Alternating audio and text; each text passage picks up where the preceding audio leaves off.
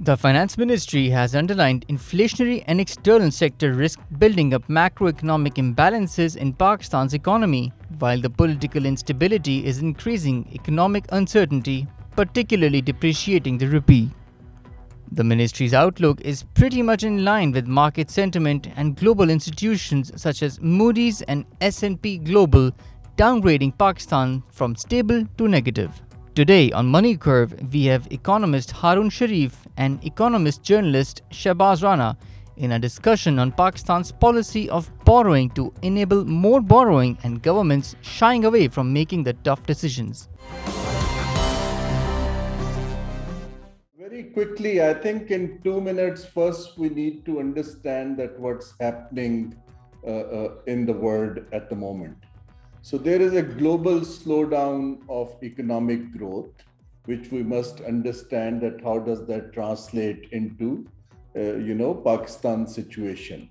The dollar is gaining strength against the basket of hard currencies because Federal Reserve Bank has started tightening the monetary policy.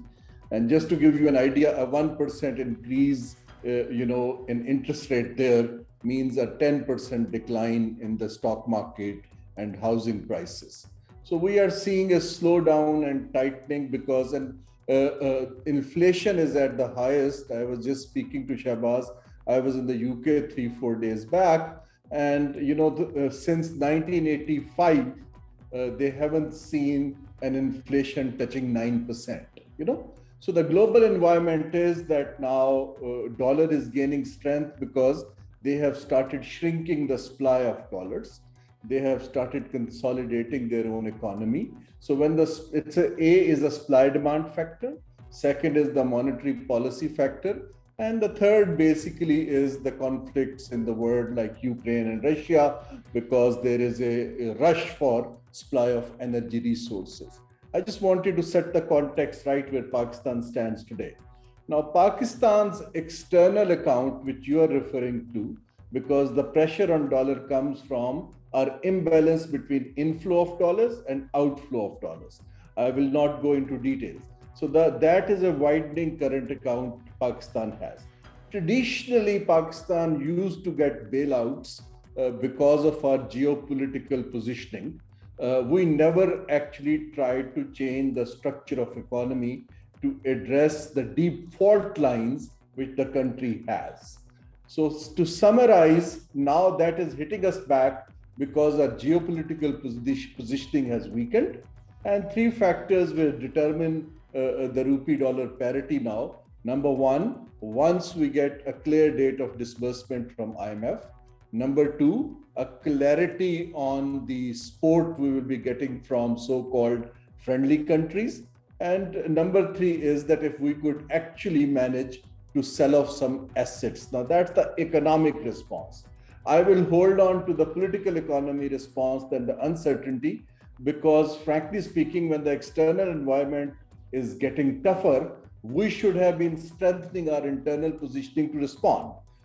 Unfortunately, our internal positioning, both political and technocratic, is far more weakened in terms of capacity, but terribly fragmented and polarized. So we have this twin attack on Pakistan's economy and Pakistan macroeconomic imbalances. So that is my response in a little detail, but I just wanted to put the context for audience. He has given an excellent summary of what has happened and what will happen in Pakistan as well. Except a couple of points on the issue of this the inflation that is hitting across the world, and the World Economic Outlook that the IMF released just 2 days back has also increased the inflation forecast and but slashed the economic outlook, the GDP growth rates for this year as well as for the next year. The only difference that will make between the consumers of Pakistan and the rest of the world is the purchasing power. Pakistanis are hit hardest by any other country except a country like Sri Lanka or a couple of other countries in Africa. So we are in the league of countries that do not have very high or very good, strong purchasing power, but at the same time, they are facing the inflationary pressure. The problem is that if inflation in Pakistan reaches to 21% in June, and the forecast is that it will remain around this figure in July as well. It was already on a very high base. Our last inflation number was around 14%. From 14% in just 1 month, we jumped to 21%. That shows, because having high base, and over the high base you have another high number of 15 years, is probably pinching more Pakistani consumers than the rest of the world. Although Haroon Sharif Sahab has rightly said that in the UK, the inflation is now about its 4 decades high number. Same is the case in the US. But our scenario is slightly different. Over and above of these external situation and circumstances, Pakistani policymakers are probably not, if I may say, in their right state of mind, that they are not able to put strong economic policies or even a strong defense to what is happening to Pakistan's economy. It seems that the policymakers have realized that they do not have a choice, or they are forced to accept whatever is happening. So we do not know here that what is the actual reason.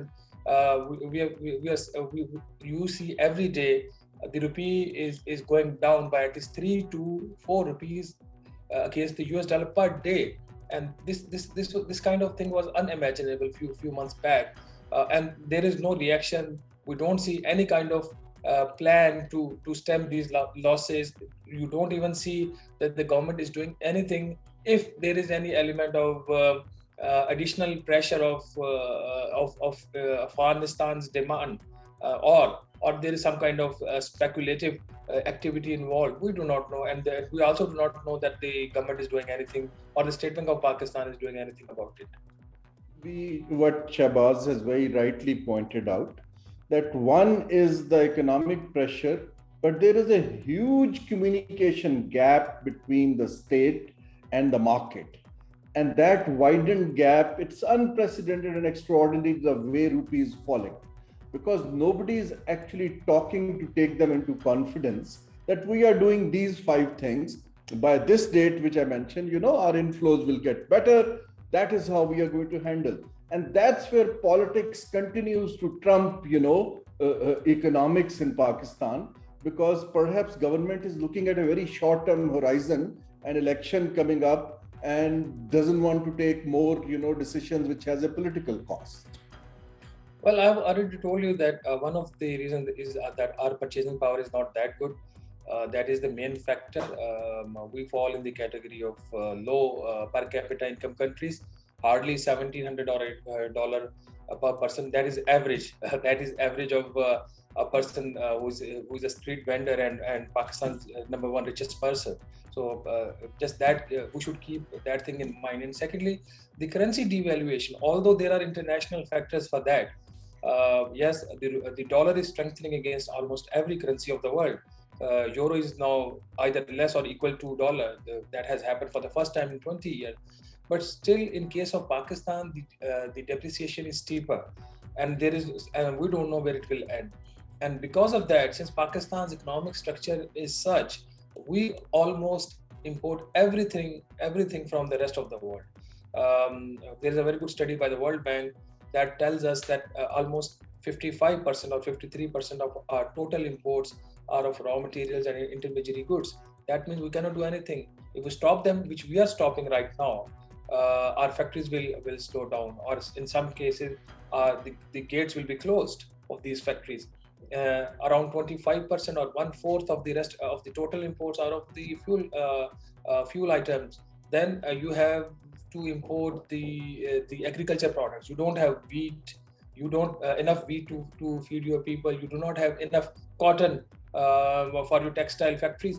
So things are quite complicated in case of Pakistan. And in such circumstances, when we do not have choices and we cannot cut imports beyond a point, there will remain a pressure on the dollar and on the dollar, because the supply is less. In past, the State Bank of Pakistan used to provide dollars in the market. It has stopped doing that, or it is doing in a manner which is not sufficient. So because of that factor, the inflation in Pakistan will increase, and it will increase at a pace that we frankly do not know. And the bigger problem is the credibility of the Pakistan Bureau of Statistics. We know that the number of 21% inflation rate may not be realistic one. You just see the example of one car assembler that increased the prices by 1/4 in just one go. And in past 3 months, they have increased the prices by 40%. In past 3 months, the rupee devaluation, if you take since Shahbaz Sharif came into power, is 30%. So is there anybody who is looking after these things? Other than these external factors, we do not have strong regulators. We do not know why the car assemblers are increases pricing. They are increasing their prices. Either it is because of the devaluation, or they are doing because of some other factor. Because there is an entity called the Competition Commission of Pakistan. I doubt it exists in Pakistan. If it exists, probably it exists only to take salaries. Well, frankly speaking, we do not have choices, and I do not see this policy being replaced because we do not have any other policy at the moment, or we do not have options. Haroon Sharif Sahab has rightly touched on the issue of how quickly we get the assistance from our friendly countries, and also can we sell the assets to the Gulf countries. Earlier, the government wanted to bring a presidential ordinance to make the way for sale of these assets to the UAE, but probably President Araf will be either refuse to sign the presidential order, or the government changed its mind. Now it has converted that ordinance, the draft ordinance, into a bill. We do not know what will happen. And the second point that Haroon Sharif also touched, whether the IMF will approve the loan and when it will approve the loan. The date that the finance minister has given this week is probably 25th of August. So we are not sure whether it will be done on 25th. One key thing to watch will be whether the government increases prices of the petroleum products on the 1st of August, and whether, more importantly, the government increases the petroleum levy rate by ₹10 on petrol and ₹5 on all three other products. So if that happens, then we might see the IMF approving our loan request on 25th or whatever it is the date. If not, then we are in serious trouble. I think several times this assessment has been done that why we end up going to the IMF. But the answer is simple. I think now everybody understands what I mentioned, that what are the economic fault lines which compels a country to go for frequent bailouts. So one is the structure of economy, because we have basically become a trading nation. Almost 60% of our GDP is services oriented. Now our population is rising. We don't produce enough, and we don't add value to what we produce. So we are bound to import to feed our own nation, leaving aside the export side. So first of all, now we are basically a net importer of essential commodities other than oil. So because it's a large populated country and it relies on, lots of things where we have not invested. Now this transformation or structural shift actually needs, in this day and age, I have seen 7-8 countries who have gone through it. Manmohan Singh, 30 years back, India was in the similar situation, where India's reserves was actually almost, for 1 month. And that was the time in Narasimha Rao's government that Finance Minister Manmohan Singh put forward a reform agenda to change the structure of economy. That's where they decided that, okay, we want a dignified living. We are willing to sacrifice. Actually, that cost them the elections. You are young to remember that perhaps there was an India Shining campaign, which actually backfired. But that cost at the strengthening of the nation was worthwhile, because they went into high-tech, value-added exports, particularly in the IT sector. Now, Pakistan's structure of economy, if you need to change, I'm afraid that the current, state of bureaucracy are incapable of doing it. It's a strong word, but neither they have incentives nor capability to do it. How countries have done it is that, let's say, I give you 3 priorities. One priority is that what are our winners in terms of export, doubling the exports in next 5 years. That is that should be country's first priority in the medium term. Number two, how do we fix the power sector? Because, everybody is struggling with the power sector. And number three is that, let's try and deal with state-owned enterprises. I'm just giving you, let's say these are the three priorities of our homegrown reform agenda. Now, key question is that government has become all about process, not outcomes. So what we need to do is that we need to insulate it from the government ministries, empower legally under the constitution, a team or group for 5 years, the way we did this NCOC for COVID, a well-coordinated team to basically work day and night on these priorities. That will give confidence to markets that we are serious. I have seen Hasina Wajid doing similar things in Bangladesh. I have seen Cambodia doing similar things. I have even seen UK doing similar things, because you just cannot continue doing, putting more and more water in a leaky bucket, which is incapable to deliver. Now, these are stronger words, but this is what my over 30 years experience tells me, that our bureaucracy has become so lax. I have been on the other side, that we just buy whatever international agencies tell us, and their incentive structure and our incentive structures really don't converge. So my talks these days, and the way I see, we need to look at a way forward, that who will do it, be applied, rather than keep on analyzing that what's the problem. We know reasonably well where's the problem. My more worry is that we don't have many doers with capability to head institutions and give market confidence. And that is where state has to take a back foot and do politics. You have hundreds of things to do, but please outsource this to people who can actually do it. Even Nepal could find, a very distinguished gentleman as governor of central bank. It's a shame that you can't even appoint a governor of central bank. So what signal you give to the markets? This is what I'm trying to explain. Well, the problem is that it is a coalition government, and it is combination of various interest groups as well, in addition to the political parties. This is the reason that the government is taking or not taking decisions, or taking more time in making such decisions. But problem is this kind of lack of decision making or delayed decision making has serious consequences for the economy of Pakistan. It's not just the State Bank of Pakistan that is without a head for past almost now three months. On the 4th of May, the last governor, he completed his term. We do not have a permanent president of the National Bank of Pakistan. The Securities and Exchange Commission of Pakistan's commission is incomplete.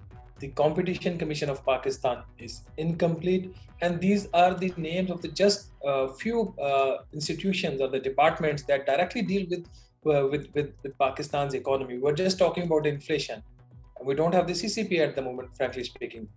There's just one person sitting over there, and assisted by another member probably, who is taking all the decisions or taking no decisions at all.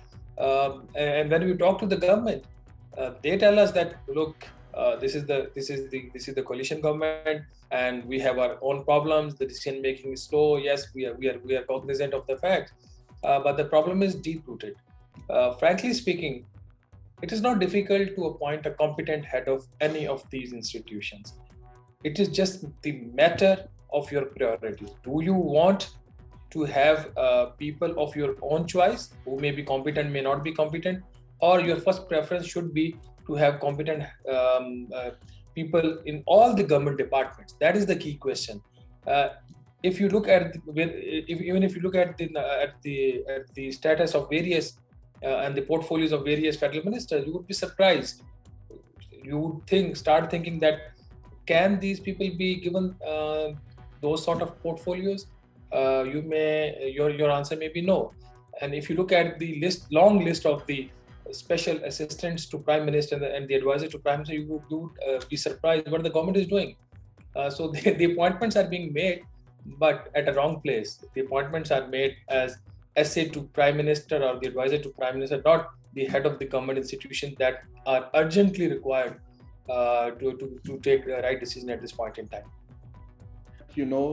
There is far too much politics in everything and appointment. Har jagah, if you want to do an apna banda, the things will continue to be in a free fall. The word is very complex, and so is economic management.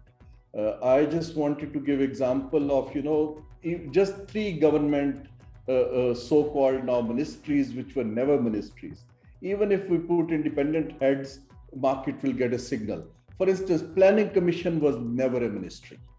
India closed down Planning Commission in 2012, so you need to make it a think tank, which can be serious people work there. Privatization Commission is an auction house. Why do we need to convert it into a ministry to put apna banda and give perks and privileges to people and bureaucracy? Board of Investment, which I headed, it has also become some kind of a division of a ministry. Rather than being an independent board, what it meant was to bring professionals who could talk to markets, who understand their language.